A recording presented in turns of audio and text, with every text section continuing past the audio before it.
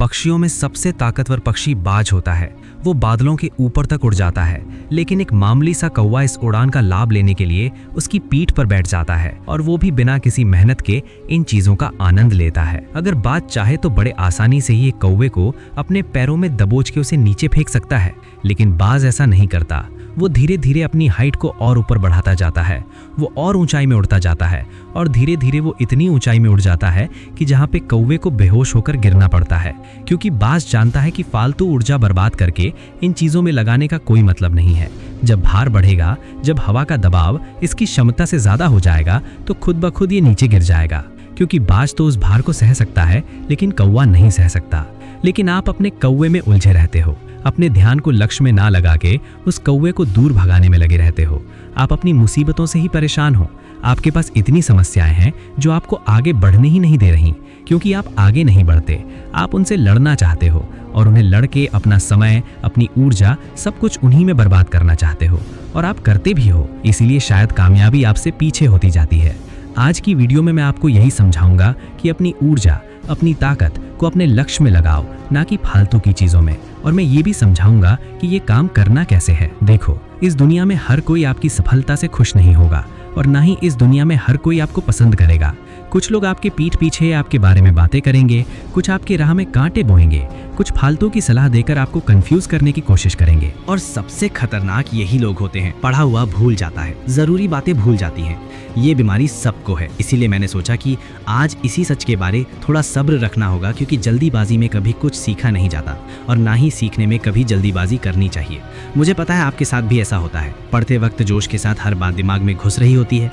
ऐसा लगता है जैसे सब कुछ याद हो रहा है, लेकिन एग्जाम से 2 दिन पहले या आखिरी घंटे में सब कुछ फ्लैश। ऐसे मानो जैसे दिमाग में कोई डिलीट का बटन दब गया हो। कुछ भी याद आता ही नहीं कि क्या पढ़ा था, क्या लिखना था, क्या करूं, कुछ भी समझ में नहीं आता। ये वीडियो इसीलिए मैंने आपके लिए बनाई है। चलो एक छोटा सा मजेदार टेस्ट लेते हैं। आप अभी बिना सोच विचार करे अचानक से मुझे बस बताओ, परसों दोपहर में आपने लंच में क्या खाया था? सोचो।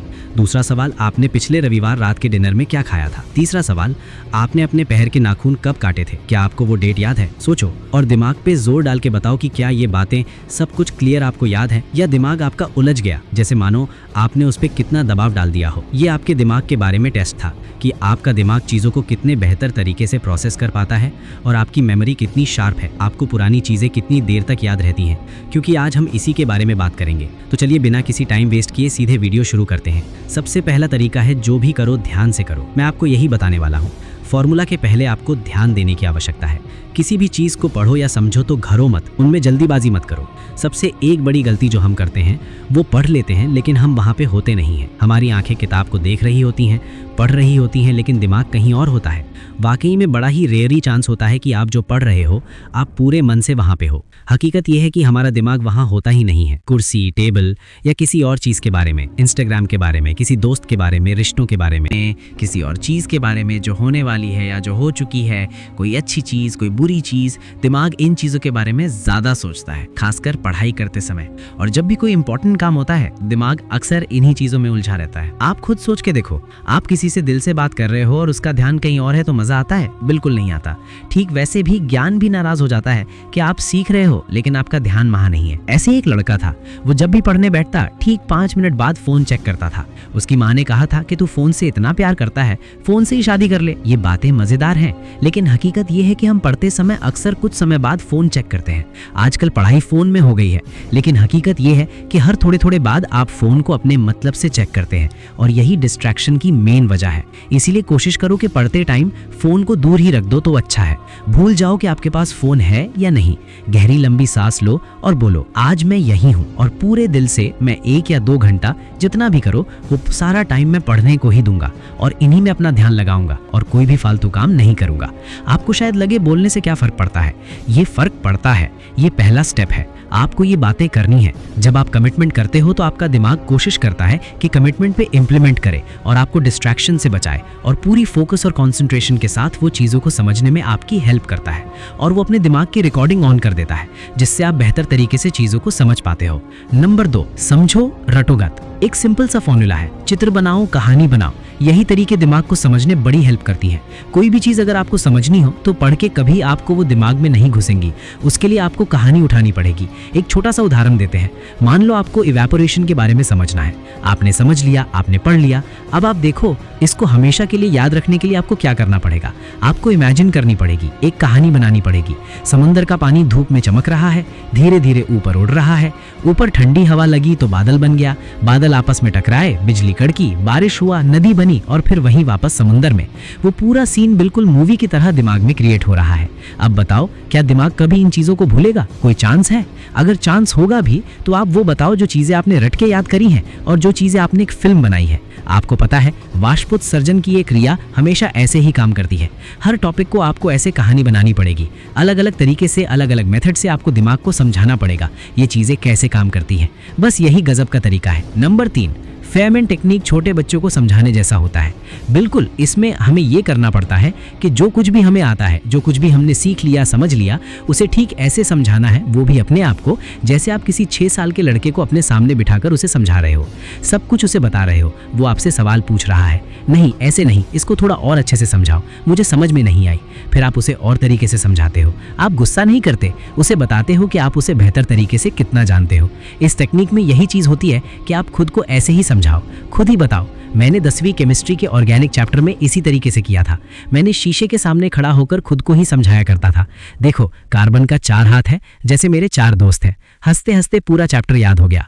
आज इतने सालों बाद भी वो सब कुछ मुझे ऐसे ही याद है, जैसे कि एक बड़ा ही अजीब इत्तेफाक था। खुद से बात करके खुद का ही दोस्त बन के सवाल जवाब करो और देखो आपको कितना याद आ रहा है। नंबर 4, दोहराओ, किसी को सिखाओ। ये सबसे पावरफुल है। दुनिया में याद रखने का सबसे बेहतरीन तरीकों में से एक है किसी को सिखाना। हमने पहले बात करी किसी को बताना और उससे बातें करना, लेकिन ये टेक्निक है किसी को सिखाना। यानी अब सवाल जो आप कर रहे हो, लेकिन इस टेक्निक में आप किसी को सिखा रहे हो, उसे समझा रहे हो और उसे बेहतर एक्सप्लेनेशन देते हो।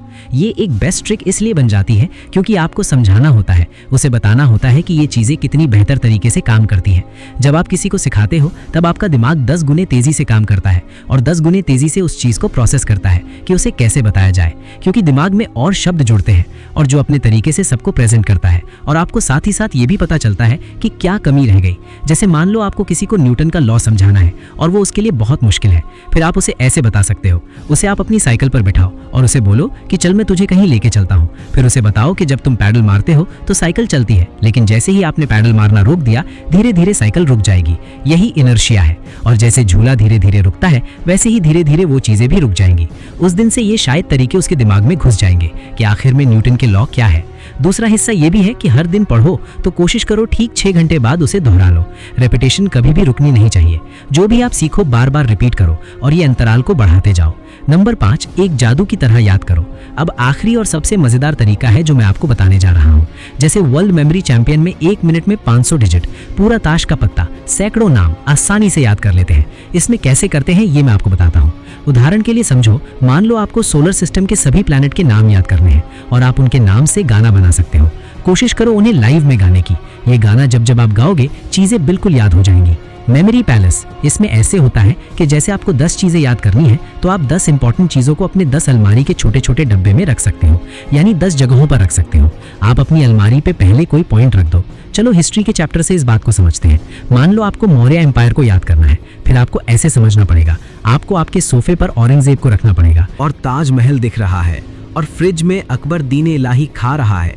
ये सब बड़ा इत्तेफाक लगता है, लेकिन दिमाग चीजों को ऐसे ही समझता है। जो चीजें जितनी मजेदार होती हैं, जितनी फनी होती हैं, दिमाग के लिए उतना इजी बन जाता है। देखो, एक बात तो तय कर लो कि रटने से, चीजों को जबरदस्ती समझने की कोशिश करने से वो चीजें लॉन्ग टर्म मेमोरी में कभी नहीं जाती। लॉन्ग टर्म मेमोरी में जाने के लिए आपको दिमाग के यूनिक पैटर्न को समझना पड़ेगा। दिमाग कैसे काम करता है? दिमाग किसी चीज को अजीबोगरीब तरीके से समझता है। जब उसके साथ अकस्मात कोई घटना होती है तो दिमाग के लॉन्ग टर्म मेमोरी में तुरंत चली जाती है और दिमाग तुरंत एक्टिव मोड में हो जाता है कि कुछ तो इम्पोर्टेंट है। कहानी, चुटकुले, जोक्स, ये जब आपको अच्छे लगने लग जाते हैं तो हर एक लाइन बिना रटे, बिना समझे भी याद हो जाती है। भले ही आपको गाने का मतलब नहीं पता, लेकिन आप गुनगुना पाओगे। आप समझ पाओगे कि वो चीजें कैसे आपसे कनेक्ट हो रही हैं। बाकी आपको ये वीडियो कैसी लगी आप हमें कमेंट बॉक्स में जरूर बताना, और किसी भी तरह का सवाल है तो आप वो भी हमसे पूछ सकते हो। तब तक मिलते हैं हम आपसे ऐसी एक और मजेदार वीडियो के साथ